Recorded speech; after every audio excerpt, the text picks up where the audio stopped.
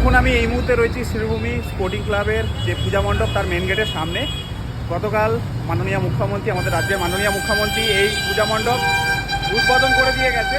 তো আজকের এই ভিডিওতে আমি পূজা মণ্ডপ ঘুরে দেখব এবং তার সঙ্গে একটা বহু প্রচলিত কথা এই মণ্ডপকে কেন্দ্র করে আছে, সেটা হচ্ছে ওভারহাইপ একটা প্যান্ডেল। তো সেটা খোঁজার চেষ্টা করব, এটা কি ওভারহাইপ প্যান্ডেল নাকি এরা সত্যি ডিজার্ভ করে।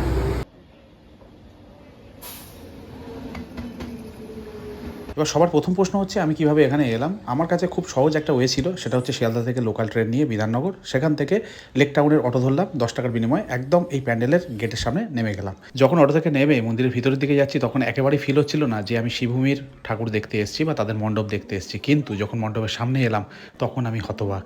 এবছর অর্থাৎ 2025-এ এই শ্রীভূমি স্পোর্টিং ক্লাব তাদের মণ্ডপের যে থিম রেখেছে সেটা স্বামীনারায়ণ অক্ষরধাম টেম্পল, যেটা আপনারা বাইরে থেকে দেখলে বুঝতে পারবেন একেবারে হুবাহু আপনারা সেই জায়গায় দাঁড়িয়ে আছেন। এতটা ডিটেল এবং নিখুঁত বানানো হয়েছে, আর কতটা পয়সা খরচা করা তার সঙ্গে হার্ডওয়ার্কের সঙ্গে জড়িত রয়েছে সেটাও উপলব্ধি করতে পারবেন যখন এই মন্দিরে আসবেন। বাইরে থেকে দেখতে তো ভালোই লাগছিল, তবে ডে লাইটের জন্য অনেক কিছু মিসিং লাগছিল। যদি রাতে আসেন অনেক কিছু আপনারা ডিটেলে দেখতে পাবেন আউটসাইড থেকে, কিন্তু আসল চমক ছিল এই মন্দিরের ভিতরে, যেটা আমাকে সত্যি সারপ্রাইজ করেছে। এই মণ্ডপের ভেতরে প্রবেশ করার জন্য যখন আমি মেন গেটের সামনে এসে দাঁড়ালাম কিংবা মণ্ডপের কাছে গেলাম, তখন এর আসল সৌন্দর্য আমার চোখে ধরা পড়ল। সব কিছু এত নিখুঁত এবং পরিষ্কারভাবে বানানো হয়েছে, ভাবতেই অবাক লাগে এটা টেম্পোরারি বানানো। এটা যদি চিরস্থায়ী হতো আলাদা ব্যাপার, কিন্তু এত সুন্দর কাজ কয়েকটা দিনের জন্য ভাবতেই যেন অবাক লাগে। মণ্ডপে প্রবেশ করলেই মায়ের দিকে চোখ চলে যাবে, সেখানে দেখবেন তার সন্তানদের নিয়ে তিনি দাঁড়িয়ে রয়েছেন, কিন্তু আলাদাভাবে যে জিনিসটা নজর কাড়বে সেটা হচ্ছে সিলিং এবং ঝাড়বাতিগুলো।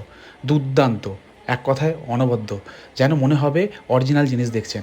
যেটা আমি প্রথমে বললাম, ভাবতে অবাক লাগবে এটা কিছুদিনের জন্য বানানো হয়েছে। শুধুমাত্র সিলিং না, প্রত্যেকটা কর্নার, এই মণ্ডপের প্রত্যেকটা কর্নার, প্রত্যেকটা দেয়াল, প্রত্যেকটা পিলার এত নিখুঁতভাবে বানানো হয়েছে যা দাঁড়িয়ে আপনার অনেকক্ষণ দেখতে ইচ্ছা করবে।